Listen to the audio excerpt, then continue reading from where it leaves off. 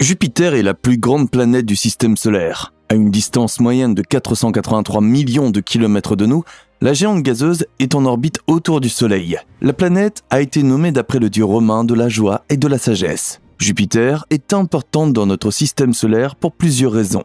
Pesant 2,47 fois plus que toutes les autres planètes réunies, elle contribue de manière significative à l'équilibre des masses dans le système solaire. Si Jupiter venait à disparaître, d'autres planètes pourraient être entraînées hors de leur orbite, entrer en collision ou tourbillonner de manière incontrôlée vers le Soleil. Jupiter joue également le rôle d'un important bouclier protecteur en empêchant les astéroïdes massifs d'entrer dans l'orbite des planètes internes. Naturellement, cette planète est suivie avec une attention particulière par les chercheurs sur Terre. Plus nous en savons sur cette planète importante, mieux nous pouvons évaluer les changements et réagir si nécessaire. Or, Jupiter présente actuellement une particularité qui laisse les chercheurs perplexes.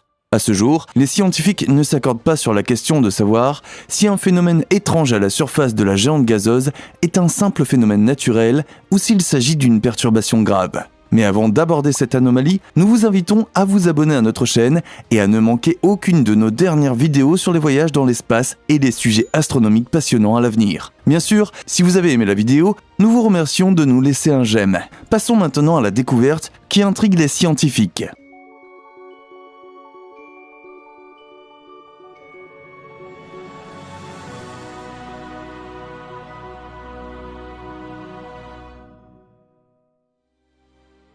La tache rouge de Jupiter.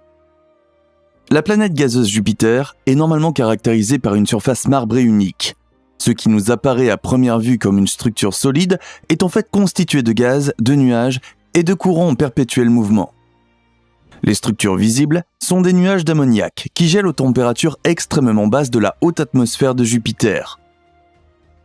La formation des vents et des tourbillons est très probablement due à des courants de gaz provenant de l'intérieur de Jupiter.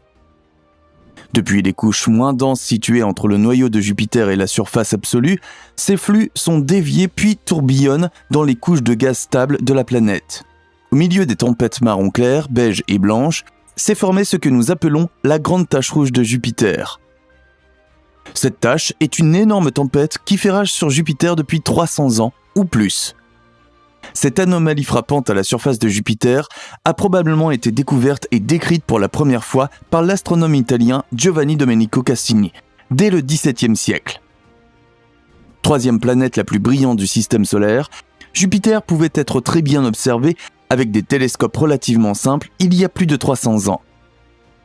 Les dernières découvertes des astronomes de l'époque faisaient régulièrement sensation et inspiraient les scientifiques, les artistes, les hommes politiques et les devins de la même manière. C'est ainsi que la tache rouge de Jupiter a rapidement été représentée par des artistes. Dans l'œuvre Jupiter du peintre italien Donato Creti, achevée en 1711, la tache était déjà visible. En 1672, Cassini a dessiné la tache dans la ceinture équatoriale nord de Jupiter. Aujourd'hui, la grande tache rouge se trouve dans la ceinture équatoriale sud. Cassini et ses collègues astronomes du XVIIe au XIXe siècle soupçonnaient déjà à juste titre que la tache était un gigantesque phénomène météorologique, c'est-à-dire une tempête.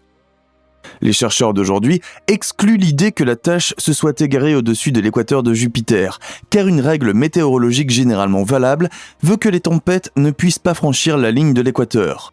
Les chercheurs se demandent encore si la tempête s'est dissoute dans l'hémisphère nord pour se reformer au sud de l'équateur, ou si un petit détail technique n'est pas simplement à l'origine des différences d'observation.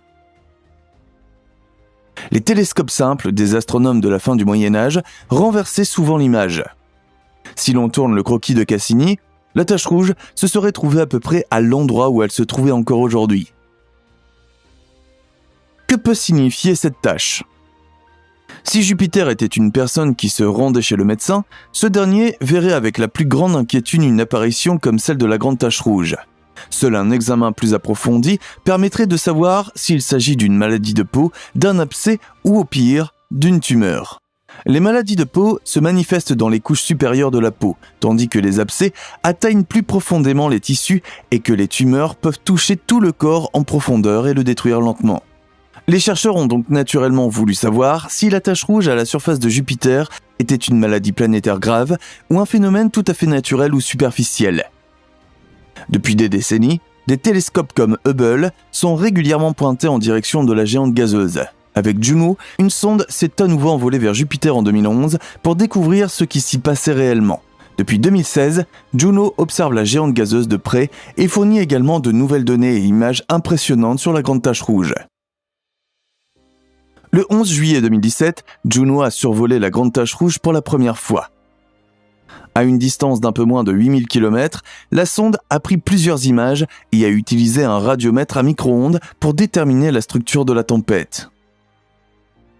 Une tempête de superlatifs. Pour nous terriens, il est vraiment difficile d'imaginer une tempête gigantesque qui a un diamètre de près de 16 000 km, qui fait rage depuis plus de 300 ans et qui atteint des vitesses de vent de plus de 650 km/h. La vitesse de vent la plus élevée jamais enregistrée sur Terre a été de 407 km/h, atteinte le 4 avril 1996 par le cyclone Olivia sur l'île australienne de Barrow. Sur Terre, les tempêtes tropicales comme Olivia sont des cyclones ou des ouragans dotés d'un entonnoir et d'un centre de basse pression atmosphérique. La grande tache rouge, en revanche, est un anticyclone dont le centre de pression est élevé. Sur Terre, cela correspondrait à une forte tempête hivernale accompagnée de chutes de neige. Les images infrarouges ont confirmé que la grande tache rouge est beaucoup plus froide que la zone environnante. Les anticyclones d'hiver et les cyclones tropicaux sont des phénomènes météorologiques extrêmes sur Terre, qui durent quelques jours avant de laisser place au soleil et au ciel bleu, en particulier dans les régions tropicales. Sur Jupiter, en revanche, les vents extrêmes sont permanents et les masses de gaz tourbillonnant à l'intérieur de la tache rouge sont gigantesques. Les chercheurs sont évidemment très intéressés par les raisons pour lesquelles cette tempête est un phénomène unique à la surface de Jupiter et par les conséquences d'une telle méga-tempête pour l'ensemble de la planète, voire du système solaire. Les données micro-ondes de Juno montrent pour la première fois que la tache rouge n'est certainement pas une maladie de peau superficielle de Jupiter, mais qu'elle s'étend sur au moins 200 à 300 km de profondeur. Les chercheurs appellent G les fortes bandes de vent à l'intérieur de la tache rouge, et d'après les données de mesure de Juno, elles atteindraient une profondeur régionale de 1864 km dans les couches inférieures de Jupiter. Cette zone se situe déjà en dessous des nuages denses d'eau et d'ammoniac. À l'heure actuelle, nous ne savons pas ce qu'il y a à l'intérieur de Jupiter. Toutefois, la NASA envisage de construire une sonde qui serait larguée au-dessus de Jupiter et recueillerait des données de mesure aussi longtemps que possible au cours de son voyage à l'intérieur de la planète. Comme on ne sait pas grand-chose de ce qui se passe à l'intérieur de Jupiter, les chercheurs devront construire l'enveloppe de sécurité de la sonde en grande partie sur mesure. La perte prématurée de la sonde fait partie des risques de la mission envisagée. La sonde devra être capable de résister à des vents extrêmes, au froid, peut-être à la chaleur à l'intérieur, à une pression extrême et à des substances toxiques. La petite tache rouge, la petite tempête. En 2000, 3 petites tempêtes blanches à la surface de Jupiter se sont réunies pour former une grande tempête qui est devenue rouge dans les années qui ont suivi. Les astronomes ont baptisé la nouvelle tache formée Tache Rouge Junior. Au début, les deux tempêtes se déplaçaient dans des directions opposées. Puis en 2006, la grande tache rouge et la petite tache rouge se sont remarquablement rapprochées, tout en tourbillonnant l'une devant l'autre. La question de savoir si les deux tempêtes finiront par fusionner ou si Junior suivra sa propre voie n'est pas encore tranchée. La grande tache rouge est-elle en train de disparaître ? Depuis l'apparition de la petite tache rouge, les chercheurs ne sont pas certains que les astronomes de la fin du Moyen-Âge aient réellement observé la même tache rouge qu'aujourd'hui. Apparemment, la tache n'est pas une anomalie unique. En fait, il est tout à fait possible que d'autres taches rouges se forment sur Jupiter dans les décennies à venir.